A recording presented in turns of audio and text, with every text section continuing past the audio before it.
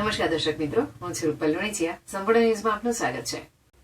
શક્તિ corridor પ્રોજેક્ટના વિરોધમાં આજે અંબાજીના બજારો સંપૂર્ણપણે બંધ રહ્યા હતા. અસરગ્રસ્ત પરિવારો, ગામના આગેવાનો અને વેપારીઓએ એકઠા થઈને સરકાર સમક્ષ ઘરના બદલે ઘર અથવા યોગ્ય જગ્યા આપવાની માંગ કરી હતી. ગઈકાલે અસરગ્રસ્ત પરિવારોએ દરેક વેપારીઓને મળીને બજાર બંધ રાખવા વિનંતી કરી હતી, જેના પગલે આજે અંબાજીના અલગ અલગ વિસ્તારોમાં આવેલી તમામ દુકાનો બંધ રહી હતી. અસરગ્રસ્ત લોકોએ સ્પષ્ટ કર્યું હતું કે તેમને અંબાજીના વિકાસ સાથે કોઈ વાંધો નથી. તેમની મુખ્ય માંગ એ છે કે તેમના ઘરના બદલે તેમને બીજું ઘર અથવા યોગ્ય જગ્યા આપવામાં આવે. અગાઉ આ પ્રોજેક્ટ અંતર્ગત તંત્ર દ્વારા 89 મકાનો તોડી પાડવામાં આવ્યા હતા. આગામી સમયમાં વધુ 267 મકાનો તોડવામાં આવશે તેવી માહિતી છે. તેના કારણે મોટી સંખ્યામાં લોકો પ્રભાવિત થશે. આ મુદ્દે અસરગ્રસ્તો મોટી સંખ્યામાં ભેગા થઈને અંબાજી ગ્રામ પંચાયતમાં આવેદનપત્ર આપ્યું હતું. આ ઉપરાંત ગ્રામજનોએ દાંતા ખાતે પણ આવેદનપત્ર સુપ્રત કર્યું હતું. અસરગ્રસ્તોને જણાવ્યું હતું કે અગાઉ 89 ઘર તોડી પાડવામાં આવ્યા હતા, પરંતુ તેમને કોઈ વૈકલ્પિક વ્યવસ્થા કે ઘર આપવામાં આવ્યું નથી.